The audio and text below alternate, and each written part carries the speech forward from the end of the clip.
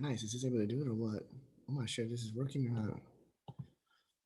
I'm not sure if this is working or not.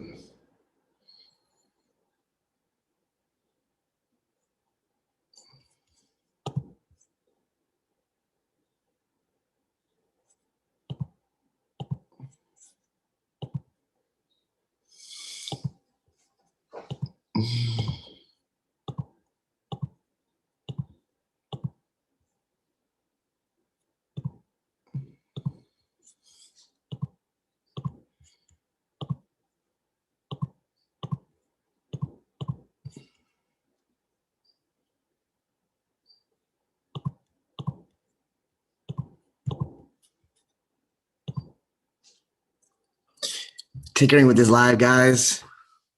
Been wanting to do this for a minute. Never done a live, especially during YouTube and this aspect of it. So much news going on and the crypto world in general, man, especially Zilliqa with it going down completely. I'm still in that position. I hope you are too. I am the most bullish person in that space right now. I feel like I'm just joking. I'm sure there's a whole fan base, which I already know if you are a part of that Telegram group and also part of that social media Discord that they have going on over there. I just want to practice with this live. I want to start going live more often and just interacting. And just not even a question. This is just more of just us learning together. Not even a question. This is just me, just you, just everybody in general. Like I said, again, my name is Jonathan. I'm from California. I've actually been in this crypto space for a little bit. Everybody's learning, everybody's guessing, but we are just trying to look at the fundamentals and guessing the majority of what is going on. But with this first live and being practicing going and being able to do this, because I want to try to do this a little bit every single day if I can. Zilliqa is what we're talking about today. I know that the markets are completely up and down. We talked about this before. I mean, look at CoinMarketCap. I mean, what thing I wish I would have actually worked on was BNB. I remember looking at BNB, which a majority of all of you have, when it was $30. $30 back in the day. Now it's 557. I mean, BSC, Binance Smart Chain's been around for a minute, and we just didn't know all these different platforms and projects were going to be on it. And we should have known something when CoinMarketCap was actually acquired by Binance that they were going to use this to market. I mean, if anybody could honestly think about as far as the marketing when it comes to crypto, the most highly used database worldwide. I mean, the majority of, I say, people who are considered to be veteran crypto enthusiasts, they use CoinGecko. They use Coin Paprika maybe if they want to be offsides a little bit. CoinGecko because you see the majority of the listings. But CoinMarketCap is the most highly utilized, can I say it one more time? Utilized website by the masses. And it makes sense. Binance bought it because they knew they could be able to market it. And look at this. I mean, it makes sense.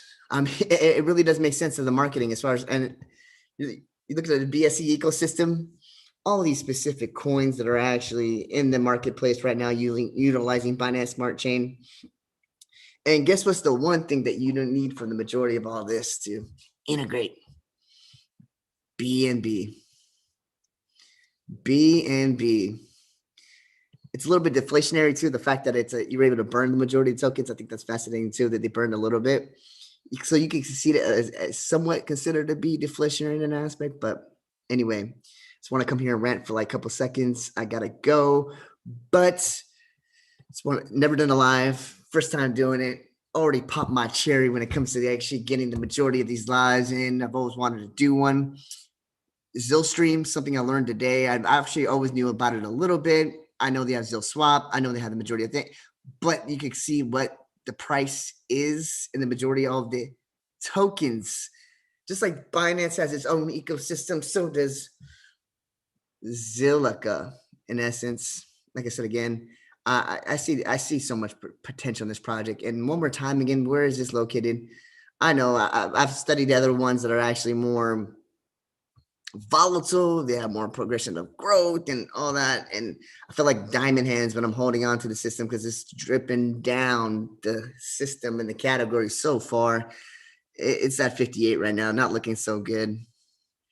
Seen it at 23, actually breaking its all-time high. I think it hit the 26, no, 25, I believe. And obviously dripping a little bit more down. It went all the way down to almost 17 for a minute. Still holding on to this. I got Zilliqa diamond hands. Feel like JC from The Rock that I actually am making sure that I don't deviate from it. But so much news coming is from this project that is, in my mind, it just makes perfect sense. It's a sleeper. Someone mentioned today in another video, I'm going to lie to you, that Uniswap might be a better play this month. And that's because of V3 that's coming out. And that makes a lot of sense. That's big news. A lot of, I mean, the biggest decks in the world. I get that. But honestly, I don't know.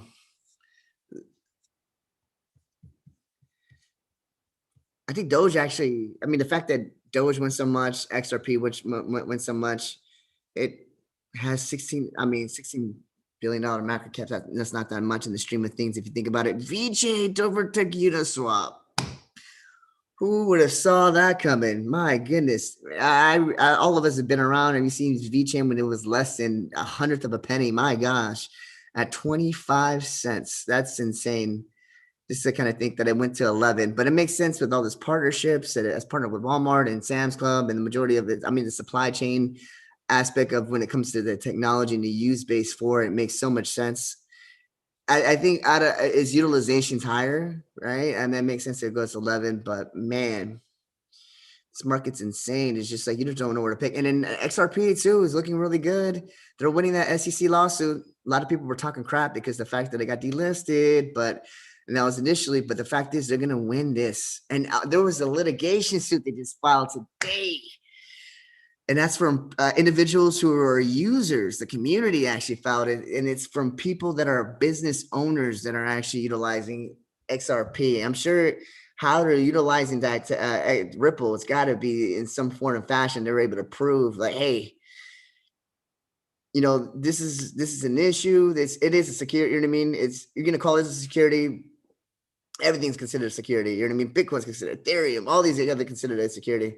And it's funny because the SEC now is finding themselves in trouble. I remember in the case because the judge actually told the SEC, the lawyers from the SEC specifically, not to bring up any evidence or from other federal governments. I mean, not the U.S. because obviously XRP is worldwide, and SEC did it. They went behind the judge's back and they're actually trying to pull in all this discovery evidence from different countries to try to litigate and build their case. I mean, the fact that they don't have enough evidence to build their case in the US, I mean, that ships them volumes, right?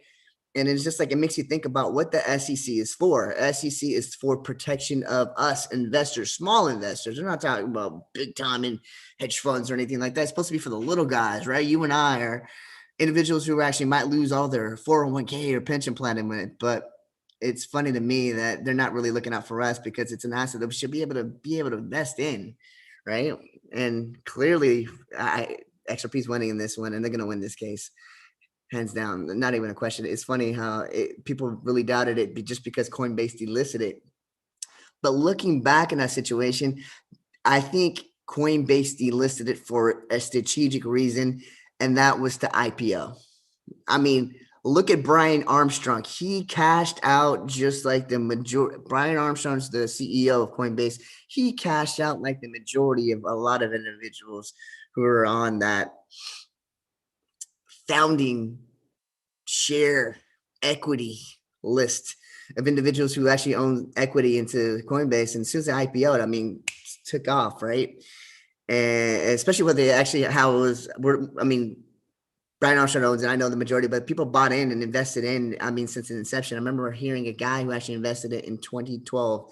He actually bought 350,000 shares at its valuation in 2012. So you can imagine in 2021, the valuation, it was in the billions that he actually got, because it was like 150 billion valuation, I believe, for Coinbase, if I'm not mistaken, kind of borderline in that aspect, but it makes a lot of sense right now. So that's the only reason Coinbase, and the reason XRP went down is because Coinbase delisted it. It wasn't Binance US. It's funny. Binance US delisted it. I want to say KuCoin delisted it. A lot of different exchanges somewhat delisted it. And the majority did it because Coinbase delisted it.